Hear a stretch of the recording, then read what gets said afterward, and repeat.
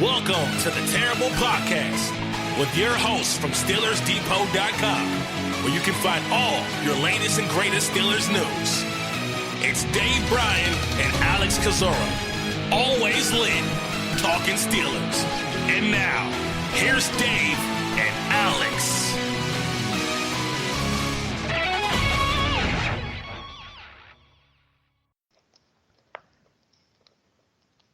Welcome to the Terrible Podcast, another special edition of the Terrible Podcast, Pittsburgh Steelers Training Camp 2019. I am Dave Bryan. It is almost 6:15 in Las Vegas. It means it's almost 9:15 and just outside of Pittsburgh, where my co-host Alex Kozora is.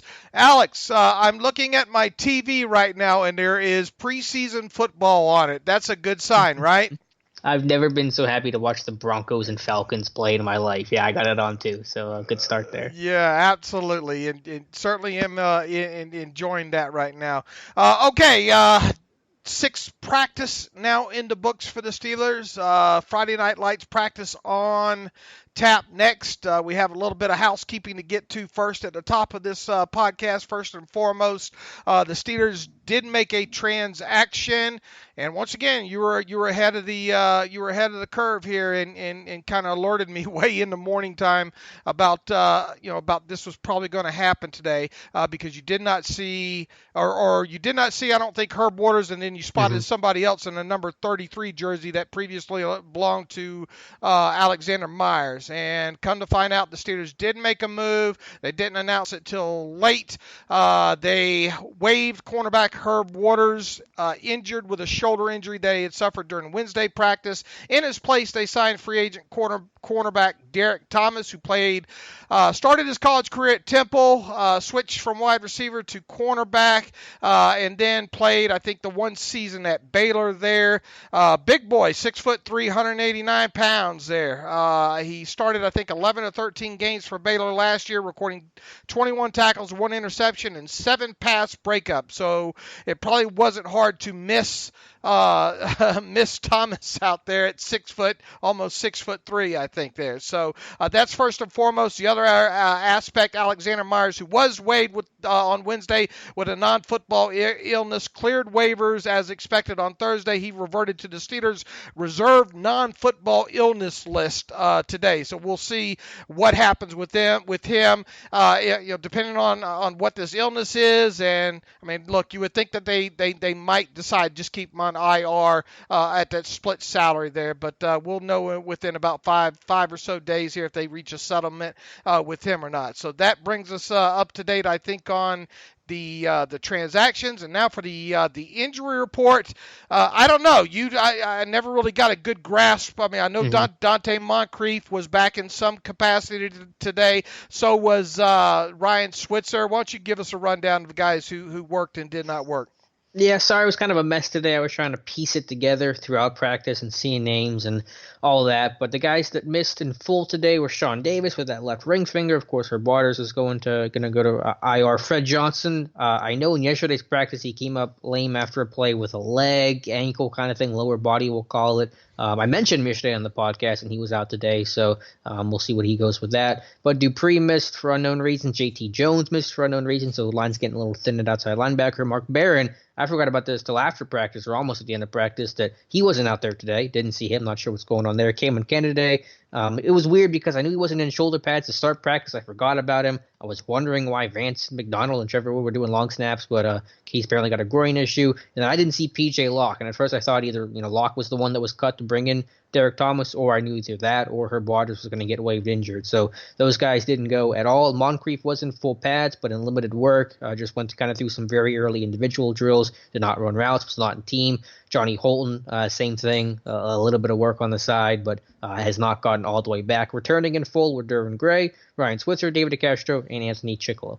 Yeah, and I believe the report on Canada is MRI, like you said, groin MRI on that. So we'll have to hopefully look. I mean, I know Vance McDonald and Trevor Wood got some long snapping in, today, and it's nice to show that position flexibility. But obviously, if Canada is going to be out we hope not for an extended amount of time. The Steelers obviously have one true long snapper in camp. It'll be interesting to see which way they go. Do they let Wood kind of play around with that for a while, or do they bring in another long snapper? Well, if Kennedy's going to miss any substantial time in terms of kicking and punting for practice, I would bring somebody in because Wood and McDonald, they were not very good today, and I understand why they weren't very good today, but Wood snaps too high and McDonald snaps too low, so I'd like an actual long snapper in there just given how important figuring out the kicking and punting situation is. Especially when you got a guy like Boswell, who evidently has been kicking good so far, right? Yeah, him and Wright were both perfect today. Boswell looked better than Wright, better leg, but these situations are going to only tell you so much. But yeah, get me a real long snapper in there. Colin Holba, he's still out there, isn't he? Bring him back. Get that 6-round investment on him. There you go. Okay, anything else to add from the housekeeping standpoint? The only other thing really quick, the new receiver Brandon Riley did get in team session late today. He's wearing number 83. So you're seeing 83. He's not going to be on a training camp roster if you go to camp, but that's him. Yeah, you have to wonder how quickly Ben will have an issue with that, right? I think Ben will be okay here in a couple of weeks when Riley probably doesn't make the team. All right. Let's start with offensive line.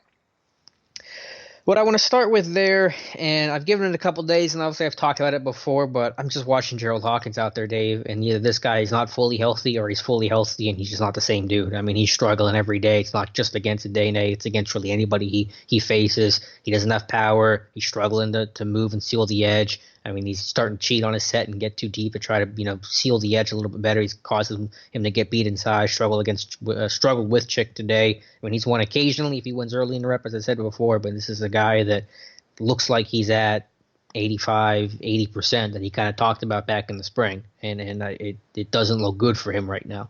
No, it doesn't look good for him at all right now. And boy, he's had injury concerns all along, pretty much, right? I mean, he did play a little bit during that second season there, but obviously last year, what was it with him? Was it the quad, torn quad? Quad, right? Torn quad with him. And I'm really bummed because I was rooting hard for Hawkins. Obviously, you want all these players to do well, but he's been through so much. He's always had such a positive attitude, smiling. You've seen him out through every game last year, every practice after he got hurt last year in camp.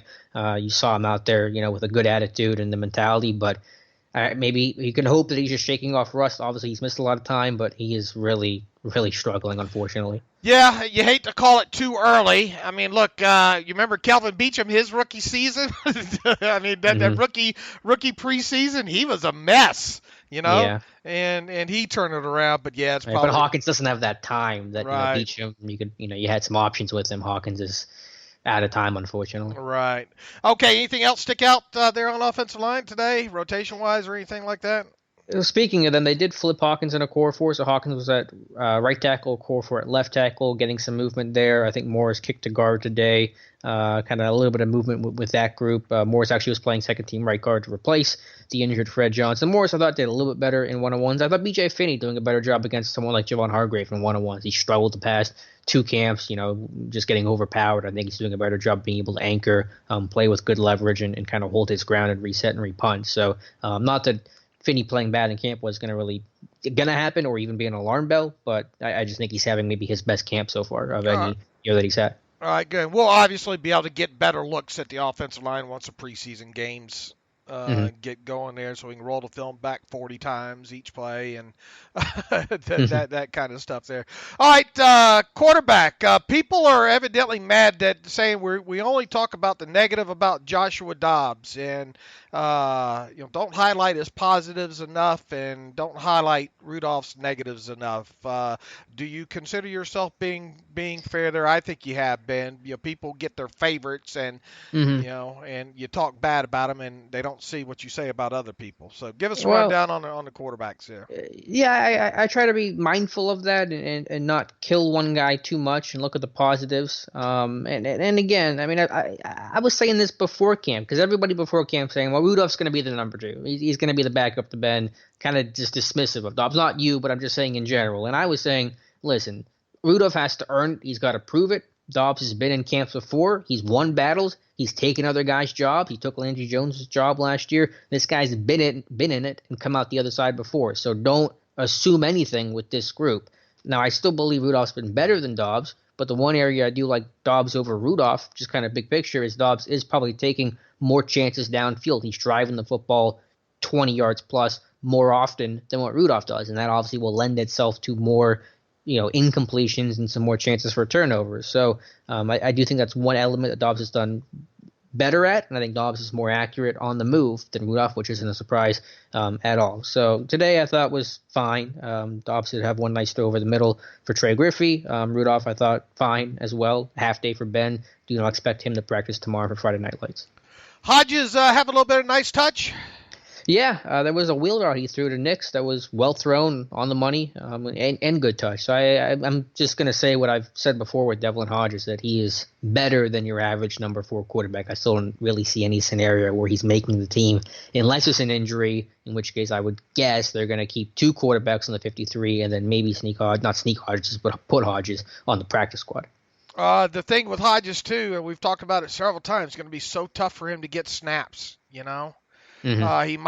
He might maybe in, let's say, like the fourth quarter of the first game, but I mean, realistically, is he going to break the 50 snap barrier? Probably not, right? Yeah, it's going to be tight, but that fourth preseason game might be his best chance for some action. But there's some talent there. There's an arm and there's some athleticism, and the numbers look good on him at least. All right, running backs. I did mean to make a note of this the other day, and we'll have to see exactly how much it gets used. Obviously, we've talked about the topic before, but we may need to look at a little more seriously the idea of this pony backfield, because they've been using it a lot in camp, especially the last couple of days. It's always with at least Jalen Samuels on the field, split out wide, and somebody else, Connor, or a reserve running back, in the backfield. So I'm seeing it enough to get to the point where I'm like, okay, this is something that they seem to have some intention of attempting, at least early in the year. All right. Well, how many? Okay, yeah. And I said, it might be more than last year, which was 0. Yeah. But it might be more than we think. Is what I'm trying to get at here. Okay. You thinking twice a game, 3 times a game? Well, I still stand by the idea it may be situational, game plan based, depending on who the opponent is. But yeah, I think it's something that we may see, and ways to go, but we may see 2 to 3 times a game. All right, I'll be a believer when I see it. All right. I'm just saying. I get it. We've heard this song and dance before too. I got excited about D'Angelo Williams and Bell potentially doing that, and kind of hyped that up, and then got obviously it didn't happen. It happened, but it happened for what, 4 snaps, 5 snaps, I think in total. It just didn't happen that much. And the saying with that is who you going to take off the field. Mm-hmm. I just think that I like Samuels as a receiver. I think that's a unique enough guy in his skill set that this team hasn't always had. They had Bell, but it's also a situation where like Bell isn't someone you'd ever take off the field. Connor's someone that you may either take off or rotate or find different ways and getting involved. So I don't know. I'm just saying that I've seen it enough to the point where it feels like they're making an effort to do it and show it, and they have, I think, different skill sets, Samuels and Connor, to make each guy work. Now, look, I'd do it. I would do it quite a bit in the preseason, just for A, to work on it, and B, give the Patriots something to think about there, because you got to give Bill Belichick and that defense, his coaching staff, a lot to think about, I think, especially with it being a Week 1 game. Yeah, other quick notes for running back. Again, I think Ralph Webb, Malik Williams continue to turn some heads as a runner. I thought Trayvon McMillan's really kind of back of the pack, and Trey Edmonds has kind of been quiet too. Haven't really seen a whole lot of him. Again, good ball security though for this group as a whole. No fumbles at all. Not just lost, but no fumbles. So impressive ball security by this group. Well, you're obviously probably not going to bang James Conner around in that first game, right? Yeah, he won't play. You probably give Jalen Samuels a little bit work, and then you're going to see a lot of Benny Snell, obviously, and then Ralph Webb and a few of those other guys in there. Yep, Malik Williams, I think, could have an impressive preseason. All right, tight ends. Couple guys popping up today. Christian Scotland Williamson had the best play of his 2 camps, making a diving catch down the seam against Ulysses Gilbert III. Really nice play for him. He only had 2 or 3 catches in camp this year. He had 3 catches all of camp last year. Good for him to actually make a play downfield. Everything he's caught had been just in the flats or check downs or something really short. So to see that vertical element with kind of his size and the stride length was nice. And Zach Gentry had a nice catch down the seam as well later in practice. That's where he's going to win, down the seam. Using his size, a build-up speed kind of guy, when he's got to break his route off and run a dig or run an out route, it's going to be tougher for him. So if you get him in a line, that's where you want Zach Gentry at, and he can be potentially a small red zone threat. And he won that way, in college. Mm-hmm. Yep. Quite a few, average depth of targets like over 15 yards that resulted in gains of some explosive plays. And like you said, down the seams mostly. Yeah, and then when I say small red zone threat, obviously he's a big red zone threat. I mean, he could have a minor role where he may have 1 or 2 targets, 2 or 3 targets this year, and maybe catch a touchdown pass. Didn't Jesse catch 1 or 2 his rookie season, or no? Do you remember? In the red zone or just in general? I mean, I can look up his overall numbers. Yeah, I'm trying. Are you talking about red zone or just red zone? Yeah, red zone. Yeah, red zone touchdowns. He only had 1 touchdown pass or 1 touchdown reception his rookie year. It came against Oakland, and let's see from where. It was a 4-yard touchdown pass. So yeah, red zone. I don't know exactly what happened, but good memory. Yeah, I knew it was 1 or 2 that maybe he had there in his rookie season. What did he have? Something like 30 catches or so? No, I think he only had 8. Only 8. Only 8. Okay. His rookie year. The next year he started getting near the 30s. Okay, 39 that's sophomore right. year. Yeah. All right, moving on to the wide receivers. Tevin Jones a little more active, better a couple days for him. Trey Griffey had a nice catch today, so those guys are really getting into my notes, which is just, the start. Deontay Johnson, more work with the ones. A lot of run after catch for him, which is good. That's a big part of his game. I do want to see him be more of a presence 10 yards plus. A lot of things have been short and, again, run after, which has its place and value, but I do want to see him be more of a vertical threat, the deep dig, the skinny post, the over route, the 9 ball, obviously, and make some plays there as well. Kevin Colbert was on one of these fantasy radio shows talking about the wide receiver group and talked about, how Johnson just, he's another one of those junior kids and has to get stronger. And, after you parse all the quotes, and I have all those quotes up on SteelersDepot.com in a post that went up earlier today, you parse everything that Kevin Colbert said in there. I mean, it's evident that it's going to be Moncrief, and Johnson's going to see some snaps, I think early, but probably not as many. Look, Pro Football Focus has been hyping the living what out of Johnson. I just feel like that's a little strong. I think he will have a role early, especially in 4 wide receiver sets and maybe some 3 wide receiver sets there and all. But I mean, I think people are setting their sights, barring injury, of course. I think they're being a little bit too bullish on him. Yeah, this dude's not going to start. He's not going to catch 70 passes this year. He's going to be a rotational guy that hopefully makes an impact in the return game. May get mixed in more throughout the year, and I think it gives you good depth if somebody goes down, and the likelihood that somebody will go down for some amount of time. So, I'm not going to pretend like this is going to be a Juju type year, but I do hope it's obviously be better than what James Washington did last year. Absolutely. And if you're in fantasy, don't overdraft Deontay Johnson, but it wouldn't be bad if you can get him and handcuff him to a guy like Dante Moncrief. Yeah, and Moncrief should have some value as a later round pick this year in fantasy leagues. I would think so as well, too. There, I mean, you probably might be able to get him cheap, a little bit cheaper, too. Mm-hmm. So that's your fantasy segment of the okay, let's see where we at there. I guess we're flipping over to the other side of the football. Hargrave, how having a good camp, isn't he?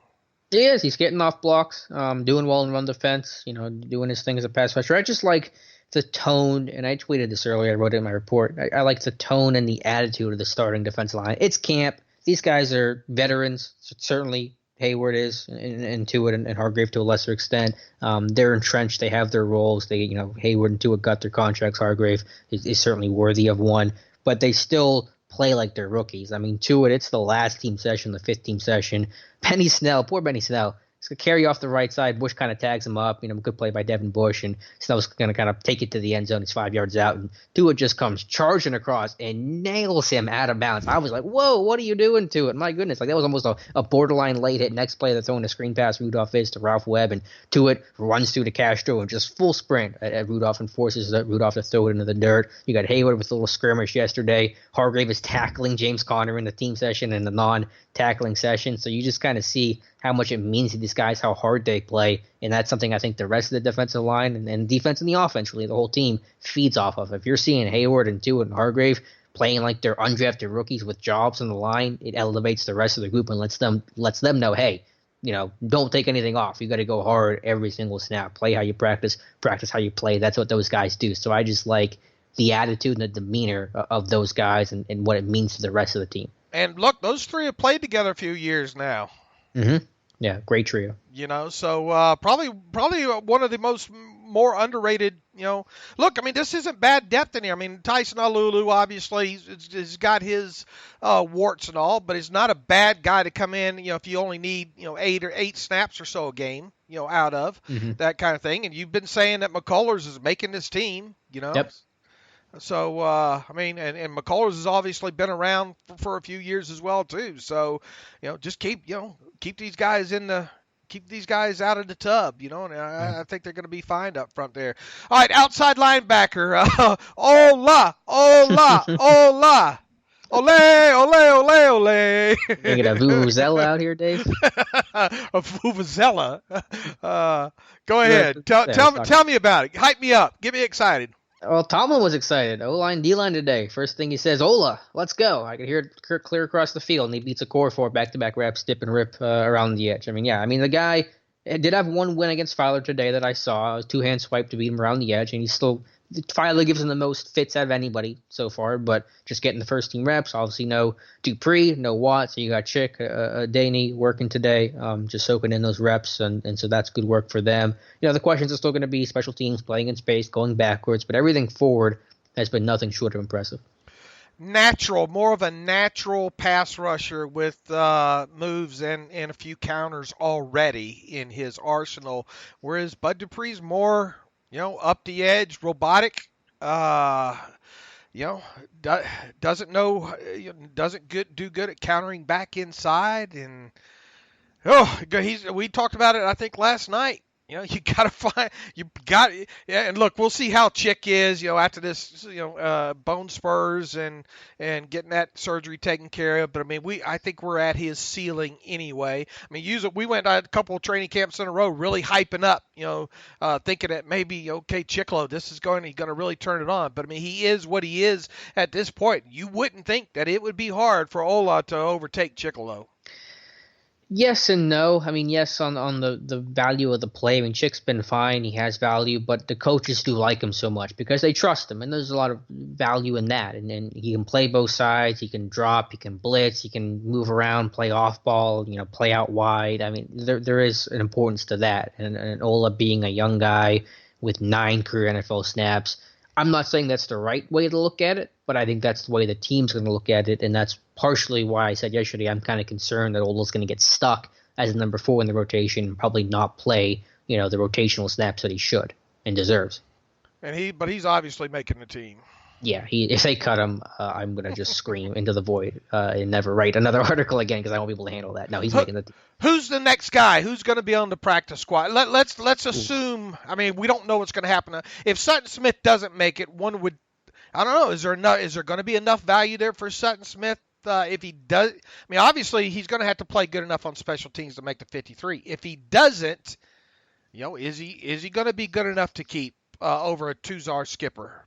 Yeah, that's a good question. I think it's going to really be determined by games. I mean, obviously, ideally, you'd expect Smith to play well, but skippers look good too. I said it before. There's going to be some really tough cuts at outside linebacker, whether you're talking Kozora skipper, JT Jones, Sutton Smith, talking 53 in practice squad. There's going to be some talent that you're not going to be able to keep in one way or another. So my guess would be Sutton Smith, obviously just based off the draft pick, but we'll see how the games go. Physically, I think Kozora skipper needs that redshirt year anyway. You think? I think he needs to get a little bit trimmer. I mean, look at what happened to Ola here. I mean, he looks to me.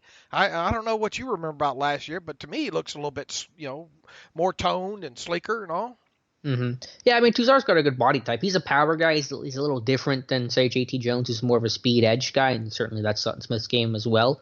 So there's different molds, but they've had some surprising decisions. We didn't see Farrington Huguenin get kept in the practice squad a couple years ago, and Skipper kind of reminds me a bit of Huguenin. So we'll see what happens. One thing's for certain, that outside linebacker group ought to be able to get after the quarterback during the preseason. We would think. Just as long as they're healthy, you got JT Jones down and all that. But hopefully they're just kind of keeping those guys off to the side to get him ready for the first game. Should get a lot of pressure from that unit across the board. All right, inside linebacker, Bush kind of catching a little wind here. Yeah, I think it's really picking up positively. Multiple breakups, had 2 or 3 today. I think his run defense, you can see the range of sideline to sideline movement, working through the trash, stringing some of these runs out to keep the back wide. Been happy with that overall. Robert Spillane, 2 breakups today. They were both against Trevor Wood on almost identical stick routes, little out routes, 5-yard out routes. But Spillane keeps showing up my notes in a positive way. Obviously, we're not seeing a path at the 53, but you want to talk about potential practice squad guy that might be surprising. I could see Spillane's name on there. Gilbert, it's so hard. I mean, I watched a lot of Akron, tape, but I didn't see, I guess I didn't see a lot of that sideline to sideline stuff, I guess. Yeah, I remember us talking about that. I see a good athlete. We were talking with Nick, one of the writers on the site today, and we were talking about, how is he going to be able to process and find the football. I think, and it's tough to see live, obviously, I think he's done a nice job of processing and finding the football. I think he's been around the football a lot. There may be some false steps. There may be a little bit of cheating. There was one rep in one-on-one today, cover drill with the running back where I think he tried to guess that Malik Williams was going to jump outside on a little out route and Williams crossed his face and beat him inside. So I think that Gilbert's is raw. It's just an easy way to put it. But I think he's a good athlete that has special teams potential. We'll see if that turns into value. But I think the skill set is there. Big thing for him is tackling. My biggest issue for him coming out of Akron was, can he finish the play? I mean, you see the athleticism, but the lack of frame, size, and maybe playing a little too out of control, not always coming to balance, hurt him as a tackler. In special teams, you can't miss tackles. That stuff's going to get you cut in a heartbeat. So if he can tackle and be consistent, this guy's going to make some plays. That'll be the big key, though. I wonder what's going on with Mark Barron. Yeah, it was weird that Tomlin gave him an off day on day 3, the first day in pads. I agree. A new guy. I was like, this isn't the guy that's been. I know he's a vet, but he's not been in Pittsburgh for a long time. You want to get to know Mark Barron. So I don't know if Tomlin's doing a Tomlin thing. If he's got something, he practiced yesterday. I don't know, but we'll see. There's something going on there. I mean, obviously, we'll see if he works Friday Night Lights. If he doesn't work Friday, I'm with you. I mean, look, if he had been there a couple of years or whatnot, fine. Right. But I mean, and he's a vet and all like that, but he needs to. Moncrief worked. Moncrief rest that day. Right. So I mean, you would think that he would be in there if he's healthy. So obviously something's going on. We're probably not going to find out. We'll see. Maybe somebody will ask specifically again about Barron. Tomorrow after tomorrow night's practice and all, and then we'll go from there. Okay, what's going on at the cornerback position? Sutton making some plays, isn't he? Yeah, he's always around the football. Had a tip today that led to an interception from Dangerfield, who had a nice day. To Steven Nelson, his first interception at camp, so that's good to see. Artie Burns continues to impress. Like the group of the cornerbacks, like the willingness to tackle. It's obviously could be a tough environment, in these situations, especially when you can't tackle in the non-contact sessions. But I think that they're all doing a nice job. And those one-on-one drills, those are heavily slanted, aren't they? Yeah, I mean those are. Yeah, the defense is at such a major disadvantage there. And Mike Hilton getting a little bit more work, hit some safety. Yeah, I did see one rep yesterday. Forgot to note it. Saw some more today. Keith Butler did say that, though. He did this last year. Sutton got a very brief look at safety last year. I'm not really sure why. I guess it's in a case of emergency situation because of the lack of depth at free safety. If, let's say, Cameron Kelly doesn't pan out or whatever happens. But I really can't see any conceivable scenario where Hilton's playing meaningful snaps at free safety this year. Not that he couldn't do it. I just don't see the point. All right, tomorrow is week 1 game. Who are you throwing out? Who are they throwing out there in the dime? Well, Hayden's not playing, so I don't know. I haven't really thought about it in that sense. No, I'm talking. Assuming it was week 1. Week 1 of the regular season. Yeah. Tomorrow is week 1, first game of the season. What's the dime defense look like? It's looking like Sutton, but again, I think it's going to be. Dime will only be used in scenarios where it's an obvious pass situation. They're going to pull back dime a little bit, which I believe was the plurality package last year where they used dime more than any other personnel grouping, but they were running that on 3rd and 2, on 1st and 10, 2nd and 8. I think you may go back, and I mentioned this before, to using it on 3rd and 5+, because Cam Sutton, while his run defense has looked improved this year, I mean, to play him in the box on 1st and 10 is going to be tricky. That's why I thought Marcus Allen would be the guy. So I'm giving you a very long-winded answer to say I think they're going to skill back dime and use Sutton in an obvious pass situation. All right. Speaking of Marcus Allen and the safety position, just things aren't. I mean, it looked like Jordan Dangerfield made a play and got angry today at somebody from reading the Twitter machine and all. Is it a battle between Dangerfield and Allen maybe for a spot?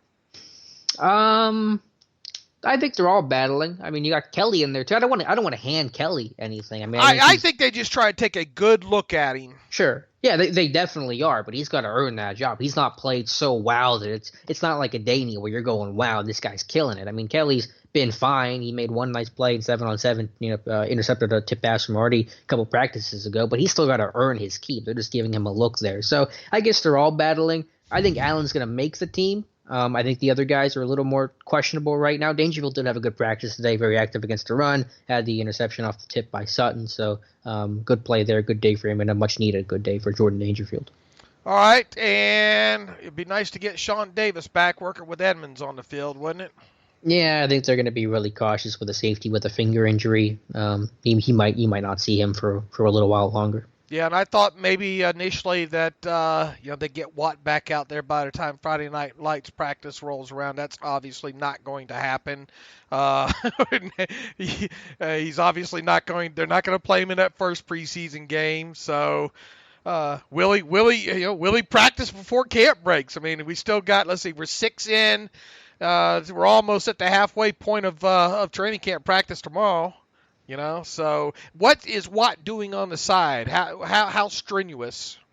I think he's done some running. I think he was after practice today working on his hand use and working around the edge. He had some weird weighted thing on him today. I don't know if that was part of his rehab or not, but usually when you see those guys start coming back, John Norwick, the head trainer, puts them through this regimen where they got to walk around the field, trace the field forward, backwards, and they start doing some jogging across the field. So there's usually a step-by-step process that you can kind of tell if a guy's getting close to returning or not. I haven't seen that specifically from Watt yet, but I think they're going to be just super cautious with him. And as we said, when this injury happened, Watt had a hamstring injury last year in camp, missed 3 weeks. It could be a 3-week thing where they just want to be really slow and cautious with him. We'll have to see, but I'm not worried about it. I think they're just being very proactive and not wanting to risk rushing him back. I agree with you, and I just think now that we're going to be waiting a while to see him, and we might not even see him at all during the preseason now. Yeah. We'll keep you updated. We'll let you know. Yeah, we'll keep everybody updated there. All right, what else? What really has stuck out to you? The last, let's say, since they returned to practice the last couple of days here. I don't know if there's been one thing. I mean, just the big picture stuff. And I harp on this a lot, but I think it really is important how clean the practices have been. There hasn't been coaches having to stop and rehuddle. There hasn't been a lot of false starts. The defense maybe jumped a little bit, 1 or 2 false starts, but they're minor stuff. There's been no fumbles, not a lot of drops, not a lot of bad exchanges, just maximizing the reps. So I know that that's not a great, exciting thing to talk about that's going to get headlines, but it's really important to be able to evaluate these guys, not waste those plays, because you only get one practice a day. This isn't like 2 a day back in the 70s and old CBAs. You got to maximize the chances that these guys get. If there's a Bosch exchange, they don't do that play again. They go on to the next play, and so now you've only got 14 of the 15 instead of using all 15. So I think just the ball security things, the details, and just being clean for this group, with obviously consisting of a lot of rookies and young guys and players that are new to the team, I think it's been impressive and one of the better overall showings I've seen from this group since I've been going, 5 straight years. All right, Edmonds, when's your anniversary with the site? Today or tomorrow?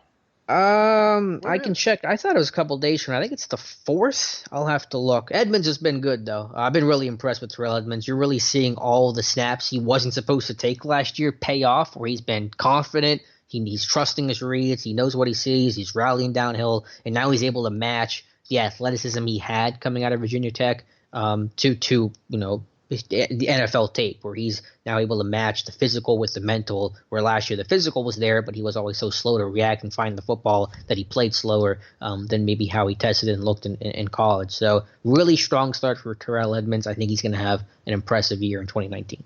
He talked about them being on this mandatory for them to be. Are you seeing a heavier usage of the jugs machine? Oh yeah, 100%. They've been on there before every practice, after every practice. Yeah, it's been a repeated thing because they dropped so many interceptions last year. I know we had 10 in that one post that you referenced, but that was not well, that was the season hadn't ended yet. So I think I had them at their final number of like 12 or 13 drops. What did PFF have? I think they had them at 13, the league high Okay. 13. So I think we were right in there. But yeah, it's mandated before practice, after practice. After practice, the first dude on the jugs machine is Vince Williams, and then before practice, all the DBs go on it, and it takes them 10 minutes to go through each guy. So that's something that should have happened in the past. People ask me that, why is this not happening in the past? That's a fair point, but all I can tell you is I'm glad they're at least doing it now. And listen, this team only has so much time to practice too, so it has to be kind of more voluntary, I would think, before or after, right? Well, Edmund said it was mandatory to do it. Well, I know so. they're mandatory from them staying in the room, Okay. But I mean, you only have you can only practice so long. Now, look, they could stay late and do it, Sure. obviously. But I guess what I'm getting at is you don't have a portion of practice cut out for that. Yeah, that's all. You don't do it during practice. You're doing it before and after, and then obviously taking advantage of the opportunities in the middle of practice. I mean, when they go individual, every single, or not every single, but most of the reps with those DBs, or they're working on their pedal, whatever, when they come back to the football, a coach is throwing them the ball. Most of those drills end with them catching the football. So you do work it in practice in that sense, but you're not on the jugs machine except for before and after practice. All right, you and I will be back at it. I know you want to watch the second half of this game. I do too here tonight. So with that, why don't you tell the fine folks about Lynn Testa and the guys at Touring Plans? Yep, touringplans.com, been our sponsor now for several years, and just been a great friend of the site. So if you're planning a trip to Disney, be sure to talk to them. They're going to help you schedule it, book it, and do it within your budget to make your trip to Disney as enjoyable as possible as it should for probably a family vacation. It's probably what you're taking. So touringplans.com, Len Testa, those are the guys you want to talk to. And again, thanks to them for being our sponsor. Yeah, absolutely. Jump on the Twitter machine and let them know that you heard about them on the Terrible Podcast at Touring Plans on Twitter. And we, as always, we appreciate having them back as a sponsor of the special edition of the Terrible Podcast again. All right, Alex, enjoy the rest of the game, and you and I will talk a little bit more about some other comings and goings with the Steelers on the Friday morning podcast, and you will, of course, be at the Friday Night Lights practice as well. I think David O will be there. I think a guest that we're actually kind of sponsoring hasn't been to a training camp since like Lambert and Wow. Ham went. Guy lives in Baltimore, close to David O, and hasn't been. So I told those guys to go, and I'm paying for their lunch and their gas. So a loyal visitor to the site, loyal follower on Twitter can go too. So that should be interesting. And what better person to take him than David O, right?